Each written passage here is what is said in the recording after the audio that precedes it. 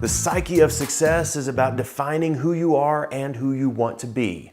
The world that we live in today is not the same as the world even 5 years ago, but if I were to go all the way back into my childhood, and I'm in my 40s, so that's way back, I would think back to what the news used to be like. I remember Walter Cronkite being on the news and just sharing the news.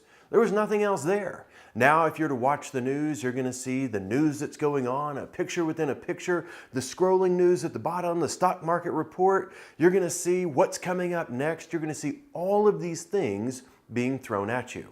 You've got to learn to take control of who you are and where you want to go. So I'm going to give you just a few tips that are out of this chapter. These are good.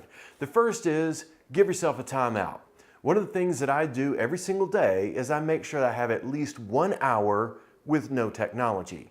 This amazing thing was invented very recently. It's even on the new iPhones if you take a look. It's called a power button. You can turn it off if you really want to. Same thing is true with your email. Even if you're using Microsoft Outlook, you can just close the program and nothing pops up anymore. One of the things that I do is if I'm going to respond to emails at night, I download them, disconnect my laptop from the internet, I write all my responses, and I wait till morning to send it out. What I don't want to do is I don't want to be responsible for people feeling obligated to respond to me at midnight or later. So I make sure that I give myself a timeout, but I also allow other people to keep some balance in their life. The second is be the boss of your technology. You can set the do not disturb on your phone regardless of what kind of phone you have. I have mine set that at 9 p.m., if you're not on my favorites list, you're not getting through. Not until the next morning at 7 a.m. You can set it for whatever hours are right for you, but if you don't set it for something, what you will find is that you are controlled by your technology and it truly becomes your boss instead of you being the boss of it. The next tip is strategically design all of the meetings that you go to. And this is tricky. Are you ready? Set a time limit.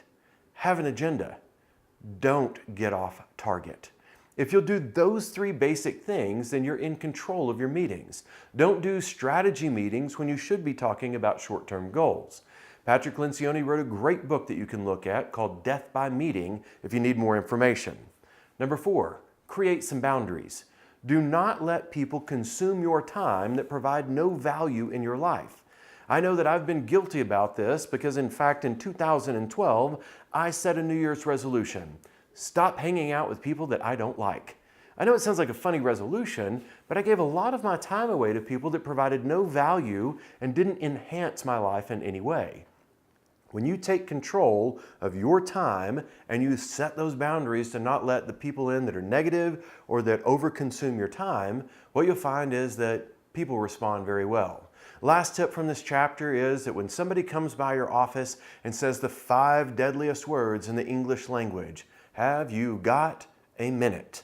It has never been a single minute. What I want you to do is look at your watch or your phone if you don't wear a watch and say, oh, actually, I can give you 3.5 minutes right now. If you need more than that, we should schedule a time together. This is Jody Holland with another tip on how to manage your time. I'm Jody Holland with the Psyche of Success video blog. Make sure you subscribe to the channel. Make sure you share it with your friends. Find me on Facebook. Look for Jody Holland Training and Speaking. Make sure you follow me on Twitter as well, Jody N. Holland. Can't wait to see you on next week's episode.